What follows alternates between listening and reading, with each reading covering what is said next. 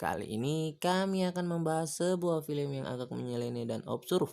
Film ini bercerita tentang seorang cowok yang berprofesi sebagai penulis.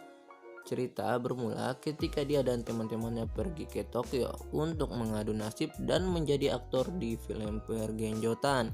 Nah, bagaimana keseruan dan keabsurdan film ini? Yuk kita simak alur ceritanya guys. Tapi sebelum lanjut jangan lupa klik tombol subscribe dan aktifkan tombol loncengnya agar kalian tidak ketinggalan alur-alur film yang menarik dan epik dari channel ini. Oke, mantap. Di awal film memperlihatkan Wyman yang berprofesi sebagai penulis naskah. Kemudian dia diajak oleh temannya ke tempat penjualan kaset genjot. Mereka di sana membicarakan tentang kegiatan apa yang akan menghasilkan uang untuk mereka. Di sela-sela pembicaraan, teman Wyman mendapatkan sebuah ide untuk membuat sebuah film pergenjotan. Akhirnya mereka memutuskan untuk terbang ke Tokyo, yang sebagaimana kita kenal adalah salah satu kota dengan penghasilan film pergenjotan terbesar di dunia. Nah, setelah mereka sampai di Tokyo, sebelumnya mereka sudah janjian dengan kolega dari teman Wyman yang nantinya akan membantu mereka untuk terjun di dunia pergenjotan. Beberapa hari kemudian, Wyman dan teman-temannya diarahkan di salah satu kantor yang bisa dibilang tempat terbesar untuk pembuatan film pergenjotan. Kemudian setelah mereka sampai di sana, tiba-tiba mereka diminta untuk menjadi salah satu pemeran dalam film pergenjotan itu. Wah, seru nih. Namun karena teman-teman mereka anunya kecil-kecil semua, jadi mereka menunjuk Wyman untuk menjadi pemeran dalam film itu. Tak menunggu waktu lama, adegan pergenjotan pun dimulai. Beberapa hari setelah film itu rilis, Wyman mendapatkan pesan dari kantor pergenjotan itu bahwa filmnya mendapatkan antusias yang sangat besar dari masyarakat. Wyman yang masih belum percaya kemudian berinisiatif untuk mengeceknya. Sejak saat itu Wyman menjadi viral atas film pergenjotan yang dibintanginya. Namun jangan kalian kira menjadi aktor pergenjotan itu enak. Wyman yang putus dengan pacarnya kemudian berniat untuk mengakhiri hidupnya. Namun kejadian itu digagalkan oleh Hatoyama yang ingin sekali Wyman tetap bertahan dan melanjutkan karirnya sebagai aktor film pergenjotan. Selang waktu berjalan, kini Hatoyama telah menjadi asisten sekaligus manajer untuk Wyman. Dia bertugas untuk mencarikan lamaran-lamaran film. Akan tetapi sebelum bermain film, Wyman ragu dengan Johnny-nya. Dia merasa si Johnny ini masih kurang besar untuk tetap bertahan di dunia pergenjotan. Akhirnya Hatoyama menyarankannya untuk pergi dan berguru dengan orang yang sudah dituakan di kota itu untuk mempelajari beberapa jurus. Dia diajari oleh gurunya, sebut saja Satoshi, yang mengajarnya jurus dua jari. Pas dipraktekin oleh Satoshi, dia bisa membuat lalat jadi sakne dalam sekejap mata. Wah, ini baru lalat loh. Wyman setelah melihat jurus itu tak henti-hentinya merasa kagum kepada gurunya Satoshi. Waktu pun bergulir, Wyman menjalani latihan dengan sungguh-sungguh. Sampai akhirnya dia sudah siap untuk mempraktikkan ilmu yang dia dapat dari gurunya.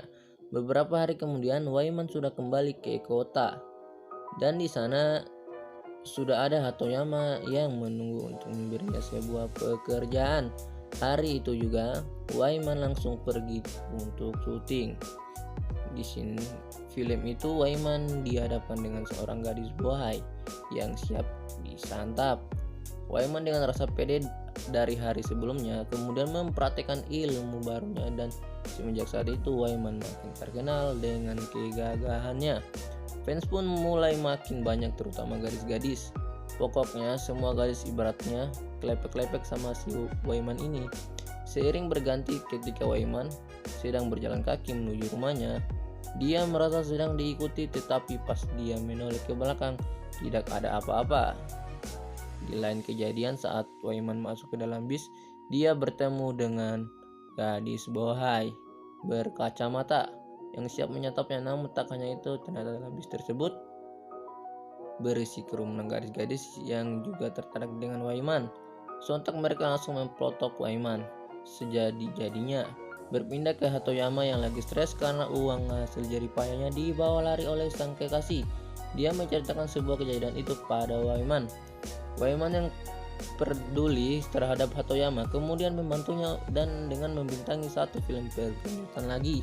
Singkat cerita, Waiman sudah berada dalam set dengan gadis bohai. Pas mau melakukan adegan pergenyutan, tiba-tiba entah kenapa gadis bohai itu malah keluar dari studio. Refleks kemudian Waiman berlari mengejarnya dan meminta untuk melanjutkan olahraga ranjangnya. Setelah Waiman berhasil meyakinkan gadis bohai itu, tak disangka mantan Waiman datang ke studio itu dan menyuruh Waiman untuk memplotokannya sebelum gadis bohai itu. Beberapa hari kemudian, Waiman dan mantannya menghadiri sebuah pesta. Nah, di dalam acara tersebut ada sedikit masalah. Mantan Waiman marah kemudian melepaskan tendangan serigala tepat ke si Johnny milik Waiman. Akhirnya, semenjak kejadian itu, Waiman memutuskan untuk rehat dulu dari pekerjaannya sebagai aktris pergenjotan. Semenjak saat itu, Waiman berusaha untuk mencarikan donor untuk menyembuhkan si Johnny-nya yang sedang cedera. Dia akhirnya pergi ke rumah pengobatan dan dirawat oleh ciwi-ciwi gemes. Nah, setelah sembuh dari cedera yang dialaminya, dia pergi untuk memastikan bahwa ilmunya tidak hilang. Nah, maka dari itu Hatayama menyarankan untuk pergi ke gadis bernama Kam. Kam terkenal handal dalam dunia pengisapan. Wow, mantap. Singkat cerita, ilmu Waiman sudah terbukti tidak hilang, bahkan meningkat. Bisa kita lihat dari semburan si Johnny yang sampai menembus atmosfer bumi menuju luar angkasa. Lanjut, Waiman yang sudah pulih akhirnya kembali ke kota dan beradu ketangkasan dengan seorang penantang baru yang bernama Naoki Nagasaki. Naoki ini adalah seorang yang berhasil menggeser tahta Waiman. Dulu pas si Johnny-nya cedera akibat dari tendangan mantannya. Jadi pas Waiman sembuh, Naoki ini mengajaknya untuk beradu ketangkasan supaya tahtanya tidak tergeserkan oleh Waiman. Singkat cerita, Waiman berhasil memenangkan pertandingan itu. Semua fans termasuk gadis bohai ikut senang dan filmnya pun selesai. Oke guys, terima kasih telah menonton video ini. Jangan lupa like, comment, and subscribe. Sampai jumpa kembali.